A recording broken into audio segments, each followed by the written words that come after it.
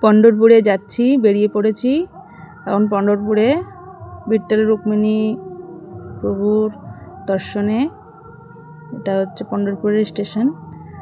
খুবই সুন্দর স্টেশনটাও, এত সুন্দর, খুব ভালো লাগে। আমার তো খুব ভালো লেগেছে। মন্দিরেও চলে এসেছি। মন্দিরটা দেখো, এখানে বিট্ঠল রুক্মিণীর মন্দির। এখানে হচ্ছে মহারাজের কোন একটা মহারাজ বললো তার মন্দির। সেটা জলের মধ্যে দিয়ে যেতে হয়, সেটার ভিডিওটাও পরে দেখাবো। কিন্তু মন্দিরটা দেখো খুবই সুন্দর। মন্দিরের ভেতরে ঘুরে ঘুরে দর্শন করতে হয়, খুবই সুন্দর, খুব সুন্দর।